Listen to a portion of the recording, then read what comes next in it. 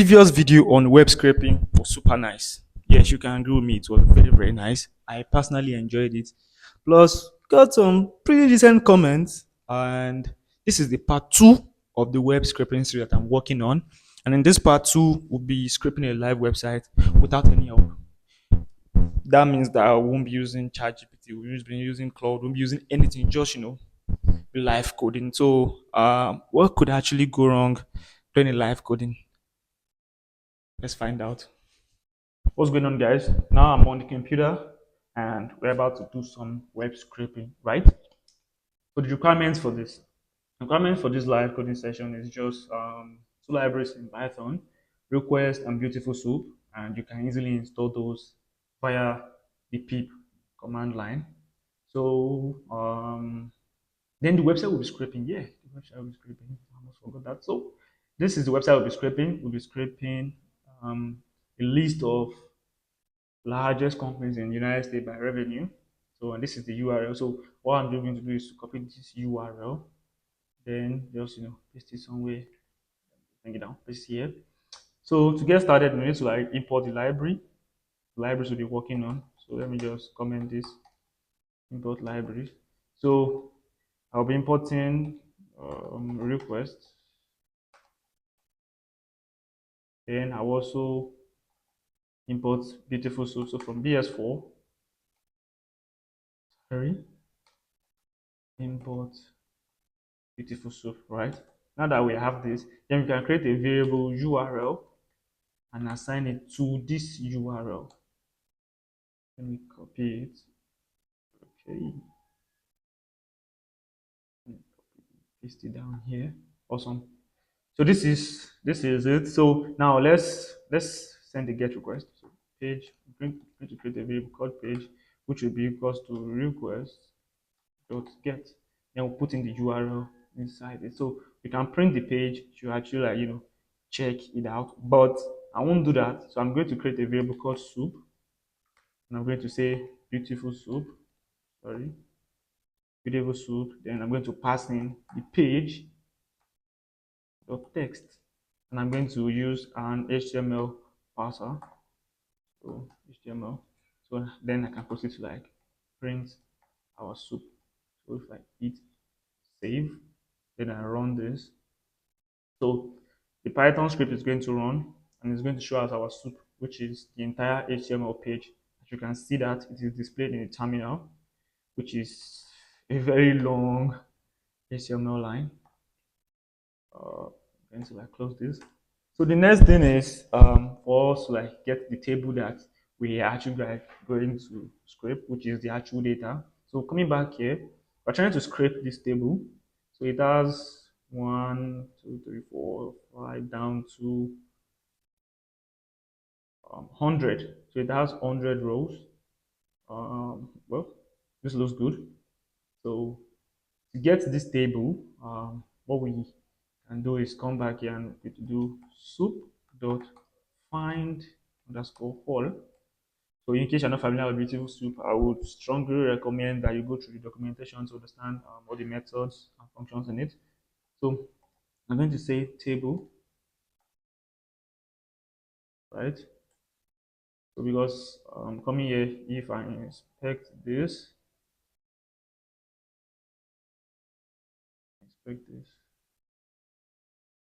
click on this right here. So you can see that this is a table and this is the class wiki table sortable jQuery table sorter. So if I do this and I tried to let me just call this table. Let me call this table and let's see what we get. So if I print table and decide to run this again, let's see what we get. Okay, as you can see, we have a list of tables, which is quite a lot. Okay, I think I know what's happening. Let me clear this. Let me clear this. Let me clear this. So what basically happened was that the script went ahead and it give us an output of all the tables in this page. So we have one table, two, then three. So it gives us a response of three tables in the Wikipedia page, but we're actually like concerned about this one. This is the first table, so we actually care about this one. So all we can do is we can index it and bring just this table out of it.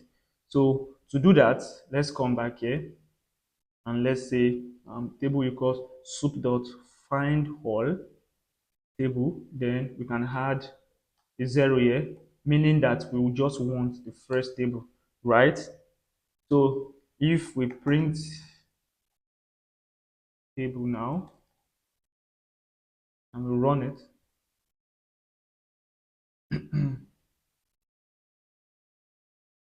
let me make this bigger so that it's easy for you to see. So as you can see, it's going to give us just this one. Let's check this out. Richfield, Minnesota. So if we go the last data here, as you can see, Richfield, Minnesota. So this is it right here. So now that we have that, let's go back. I'm going to play this. I'm also going to drop this a little bit down. So now we have our table, right?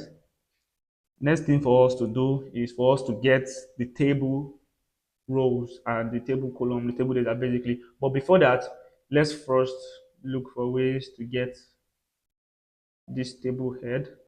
The first thing we are going to get in the table is this table head, which are the columns, right? The rank name, the industry, the revenue, revenue growth, the employees, and the headquarter. And to get that, we can just come here basically.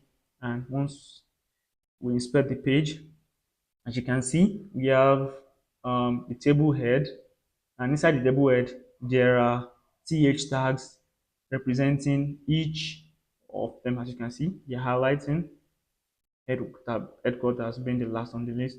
So to do this, all we can do is heading back to our code editor. So what we can do is let's call it table underscore titles, and we can say table dot find underscore all. Then inside the all, we can pass in the th tag. So like I said, it is inside the th tag. As you can see, inside the th tag of this table. Because once you go down and you click on the table body, you are already in another part of the table, right? So we're trying to get the data in the table head, right? And this can be found in between the th tags. So, and that's what we did here. So to get out, to print out this, we'll be um, performing a loop, but we'll be using list comprehension if you're familiar with list comprehension. So we're just going to say world table titles. So let's see. So this is how we initiate our list comprehension. But before we do that, let me do this. Let me comment this out. So let me even see if we get if we get the table titles.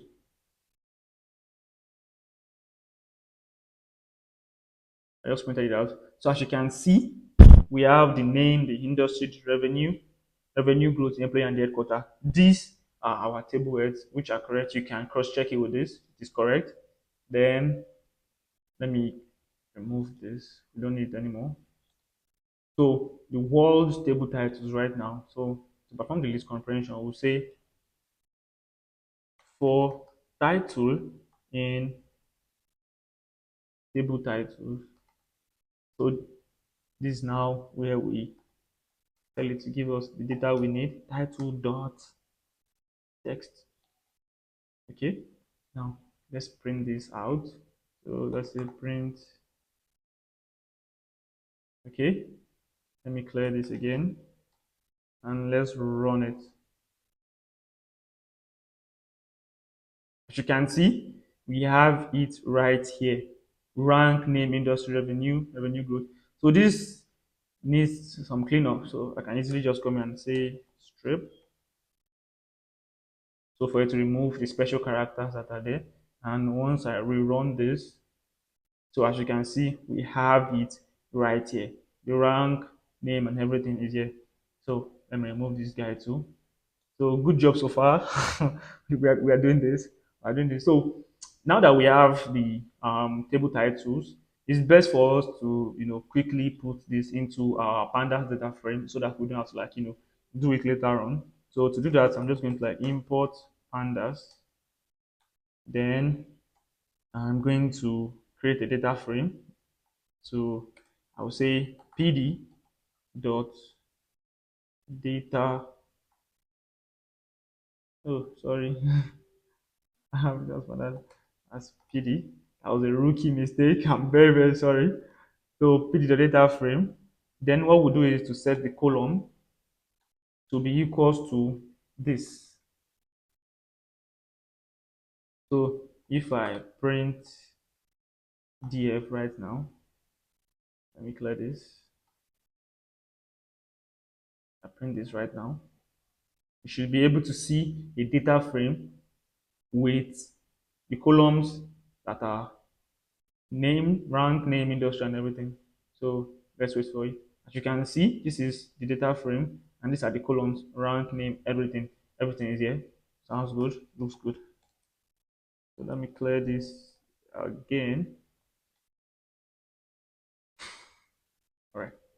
So moving on. The next thing for us to do now is to go back and inspect the page and check for all the data that are within the table. So Walmart, Amazon, all these guys. Now this is the time for us to actually bring this out and script them out from the table. And to do that, coming down here, let me click on Walmart. As you can see, the Walmart is inside the table tag, is inside the table row, and in between the table rows, we have the table data. As you can see, the table data, and as you can see, there are so many table row, table row, table row, and in between those table rows, that's where you have the table data. All right. So what we have to do is to get the table row, then look through the table rows to get the table data. Sounds good? Let's do it. So to do that, I'm going to say colon underscore data equals um, table dot find underscore all. Then we say tr. So this we just basically look through our table and bring out all the table rows in it. Then now let's look through like I explained earlier. So we say for row in column data, right? So what we do is we say um, print. Let's just let's print it out. Let's print row dot find underscore all, and let's say td. Okay, let's save this and let's try to run it.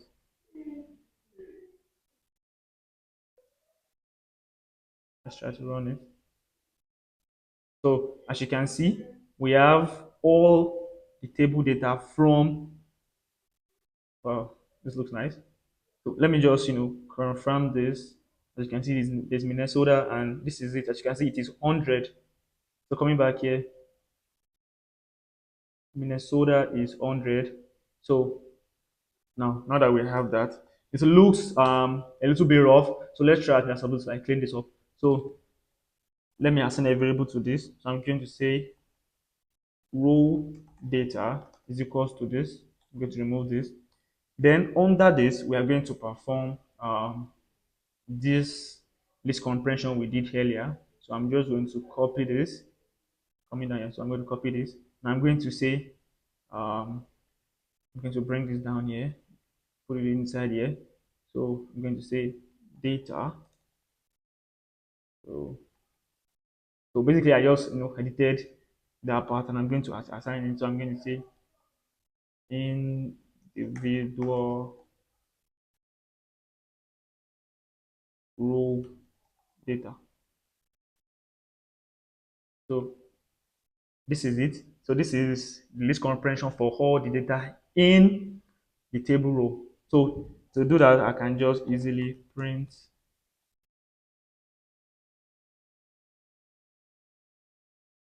Control C, Control V, individual row data. So coming down here, if I try to run this, let me make this bigger so you can see it perfectly. So as you can see, we have all the table data right here. As you can see, we have from 1 to 100. Yay! Congratulations so far. If you're following, this is a live code listener. So they are bound to, moments of joy and moments of, oh God. So now that we have this, I'm just going to like comment this out. So there's something I'd like to like bring to your notice, which is now if I remove this guy and I bring it down here and I print this, what do you think would be the output? The output will be Minnesota, which is the last data in the table row. So to what's it called? Move our data, as you can see, like I was saying. So this is it. So now, for us to import the data into a CSV file, we have to go ahead and loop through this, and as we are looping, we are inserting it, or append, whatever you want to call it, we are appending it into the data frame. Because if you are to append like this into the data frame, we are just going to like have only the last data in the table row appended into our data frame. So to do this, I'm going to remove this. I'm going to just come down here, and what I'm going to do is I'm first going to determine the length of our data frame, right? So I'll say length equals, so there's a special function in Python called len. I'm going to get the len of the df, that's the data frame. Then I'm going to use df.loc. So using df.loc, I'm going to get the length of the data frame, and I'm going to assign it to this variable. So now let me explain what this means. So what I'm doing here is that I am looping through the column data, which is all the rows in between the table that contains the data we're trying to scrape for. Then I am getting the data, I am stripping it, cleaning it up here. So what I'm trying to say is that go through the length of our pandas data frame, this, which has 0 elements right now, then append each row from the for loop into the row. So currently now that there's nothing here, that's 0, it will go, the first data that it finds is going to append it, then it's going to like continue, continue, continue, continue until it gets to the length of data frame. So once it is done looping through, it's going to like stop, right? So let's test this out. So I'm just going to do print underscore df. So this one I'm going to do, and I'm going to run this. Okay, so value hero cannot set a row with mismatched columns. Okay, value hero can set a row with mismatched columns. Let me clear this mismatched columns, and let me go ahead to like check what could have gone wrong. What could have gone wrong? So let me do this. Saving this, printing it out again. Let me see what we did wrong. Okay, okay, everything looks correct. Oh, okay. As you can see from the result here, this column is actually empty, so it cannot start counting from this. So what I'm going to do is I'm just going to like come to this. I'm going to ask it to start from the first index. Okay, so I added one to it, so it's going to start from the first index. So let me go back and clear this guy. Then I'm going to rerun it again to see if it has been affected.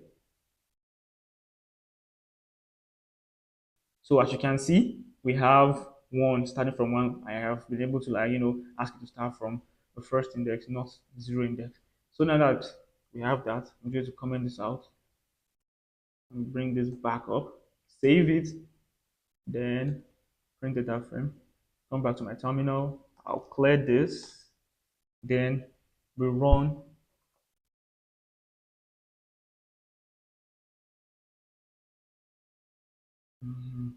Nice, yay, business. So as you can see, we've been able to, scrape all the data from the table, and we have it right here. So to confirm, name is Best Buy Retail 43452. So if you come back here, Best Buy Retail 43452, 85,000 and reach Minnesota. So this is accurate and this is correct. So let's just, the final step is for us to move this into, let me comment this out, to move this into a data, a CSV file, so that, it's easy for you to like see what you do instead of having to like check it out. So we're going to use the CSV method, CSV. So what it accepts is the path, or the name of the file. So I'm just going to call it um web, okay, script companies dot CSV. Don't forget the file extension. And I'm also going to like set the index to false.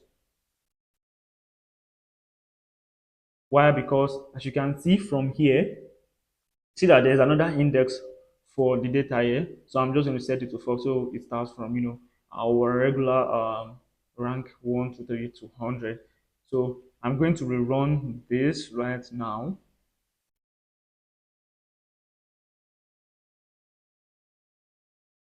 And as you can see, it's run successfully, and we have, let me stop this. We have the CSV file here. So I'm going to open this CSV file with Microsoft Excel, and I'm going to show it to you. Here's our data after I've opened it up in Microsoft Excel package. So as you can see, we have all the columns and we have all the rows. Everything is right here from 1 to 100. So everything is here. So let me, walk through what we did in this tutorial once again. So coming here, we imported the libraries, then we passed in the URL. Using Beautiful Soup, we're able to like, render the page and see it, parsing it with our HTML. Then we found all the tables in um, the web page. So apparently there are three tables there. So using indexing, and we're able to like, using index 0, we're able to like get the table that I wanted to work on. And for the table titles, we found all the table head in the table row. Then what we did here was like, perform list comprehension to look through all the titles in the table titles, then strip it for special characters. Importing our pandas, we created a data frame and added the table titles as columns. So the data frame. So for our data, so the data, that's the TD tags, they're inside the table row.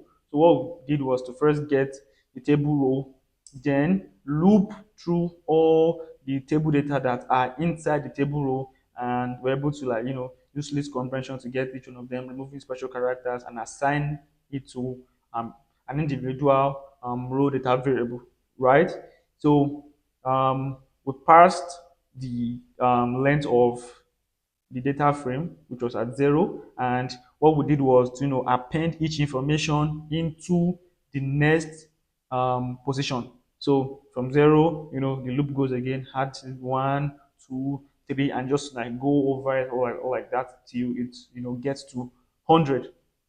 So after we've done that, what we had to do was to convert the data frame into a CSV file, and voila, we have it.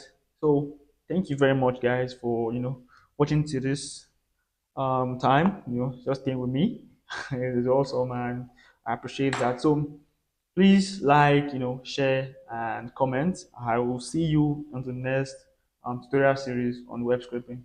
Cheers.